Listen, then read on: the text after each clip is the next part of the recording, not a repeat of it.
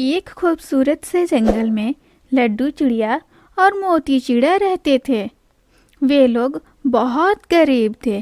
तभी लड्डू चिड़िया अपने पति मोती चिड़िया से बोलती है, सुनिए जी, आज हम लोग क्या खाएंगे? घर में कुछ भी खाने के लिए नहीं है। सारा राशन खत्म हो गया है। क्या होगा अब? इस बारे में आप सोचते हैं?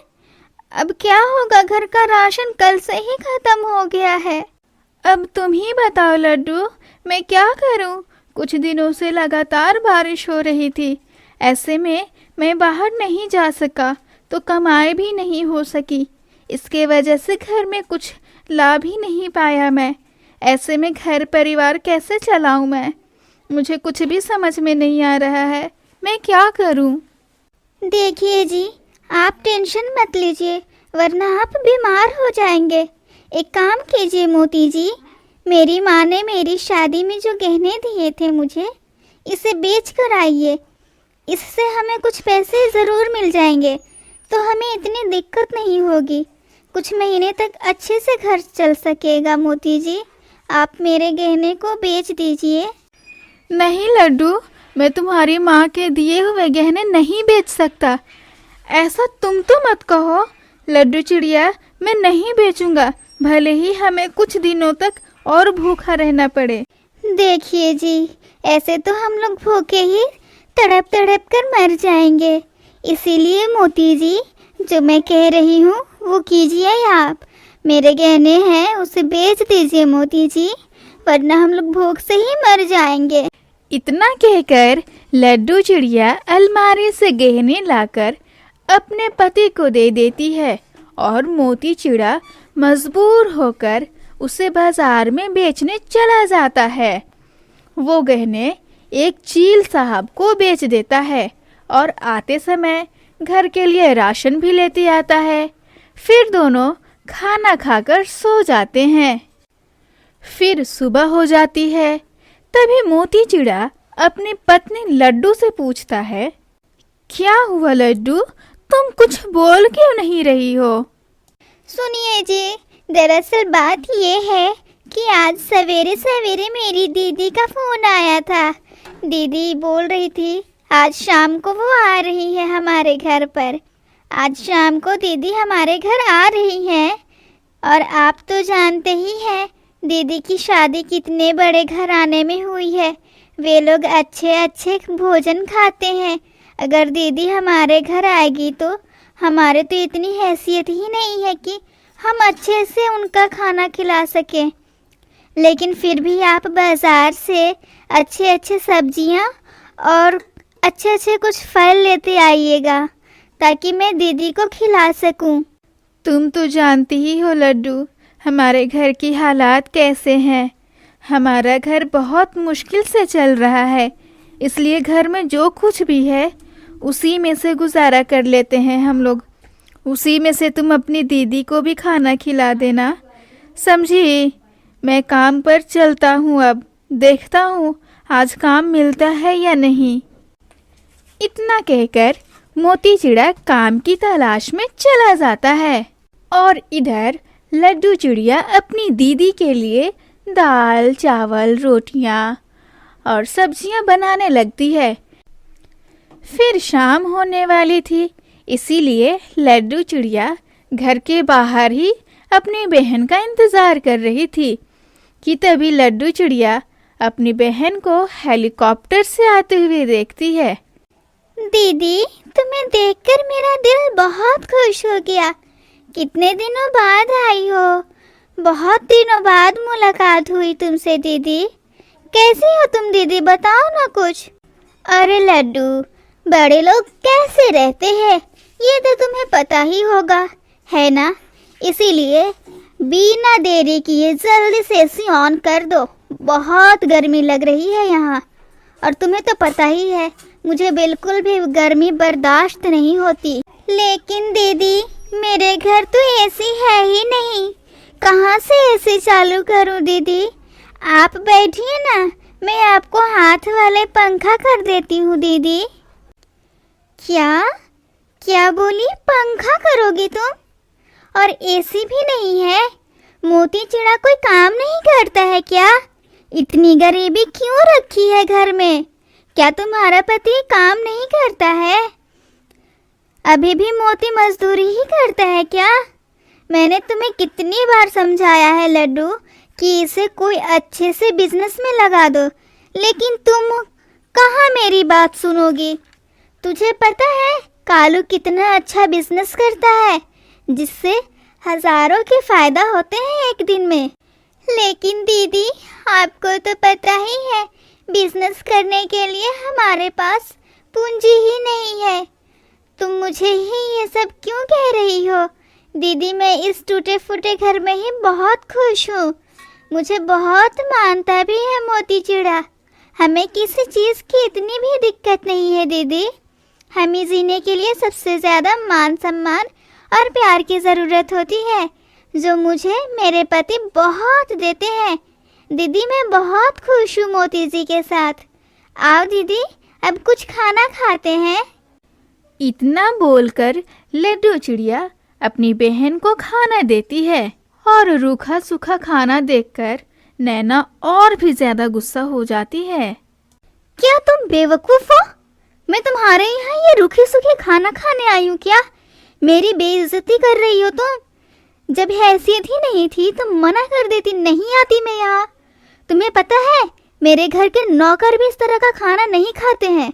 मैं तुम्हारे घर में मेहमान बनकर आई हूँ और तुम मेरी बेइज्जती कर रही हो। दीदी, इतना गुस्सा क्यों कर रही हो? आप गुस्सा मत कीजिए दीदी, मैं आपकी बेइज्जती नहीं कर रही हूँ। मेरी जितनी हैसियत थी उतना मैंने आपके लिए की हूँ, लेकिन उल्टा आप ही मेरी बेइज्जती कर रही हैं।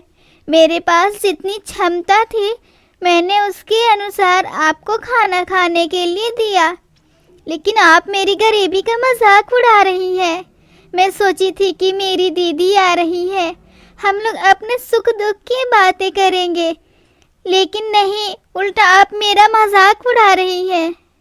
अब मुझे अच्छी तरह से समझ में आ गया है, मुझे तुम्हारे घर आना ही नहीं चाहिए था। अगर मैं अपना पति कालू को लेकर आती तो मेरी और बेइज्जती हो जाती तुम्हारे घर।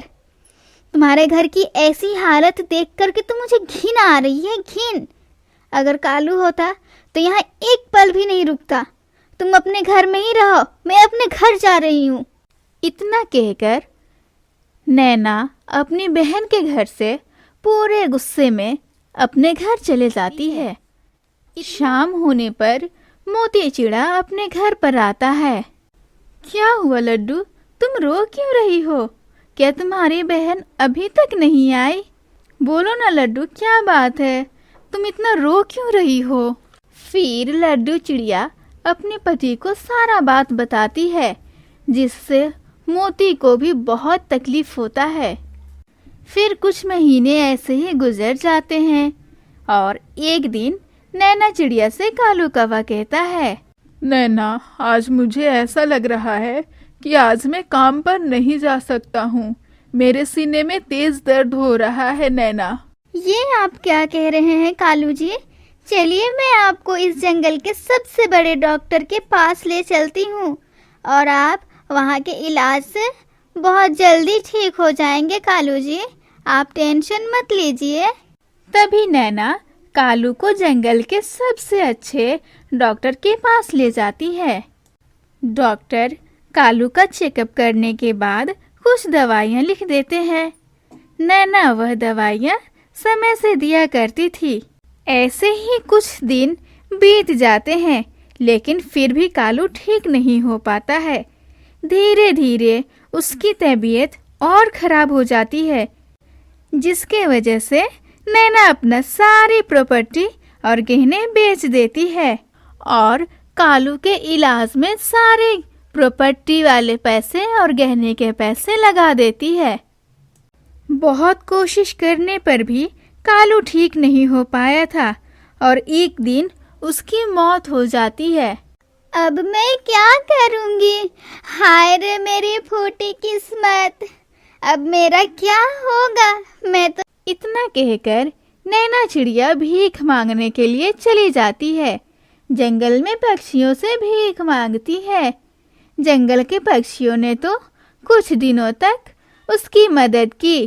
फिर कुछ दिनों के बाद जंगल के पक्षियों ने भी उसकी मदद करना बंद कर देते हैं। हाय रे मेरी बदकिस्मती, अब मैं क्या करूं? इस जंगल के पक्षी अब मुझे भीख भी नहीं दे रहे हैं। अब मैं कहाँ जाऊं, क्या करूं? ऐसा करती हूँ, अब मैं दूसरे जंगल में चली जाती हूँ। वहाँ भीख मांगकर गुजारा कर लूंगी। शायद वहाँ की पक्षियाँ मेरी मदद कर दें। ऐसा सोचकर नैना चिड़िया दूसरे दिन ही दूसरे जंगल में चली जाती है। वहाँ की पक्षियाँ अब उसकी मदद कर रही थीं। एक दिन लड्डू चिड़िया नदी से पानी भरने जा रही थी कि तभी उसकी मुलाकात नैना चिड़िया से हो जाती है। नैना की ऐसी हालत देखकर लड्डू चिड़िया को बहुत बुरा लगता है और चौंक जाती है ऐसा देखकर। जब लड्डू चिड़िया ने अपनी बहन से अपनी ये हालत के बारे में पूछा तो उसने सारी बात अपनी छोटी बहन को बताई और फूट फूट कर रोने लगती है। दीदी, आपकी ये बात सुनकर मुझे बहुत दुख हुआ।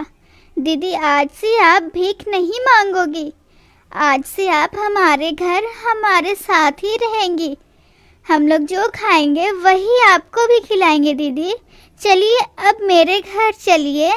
तुम ठीक कह रही हो मेरी बहन। लड्डू, मुझे माफ़ कर दो। मैंने तुझे बहुत भला बुरा कहा है, हमेशा तुझे ताना ही दिया है। मुझे माफ़ कर दो मेरी बहन। दीदी, आपकी ये हालत आपकी घमंड की वजह से हुआ है। दीदी, पर मैं आपको इस हाल में नहीं रहने दूंगी। मैं आपकी सगी बहन हूँ।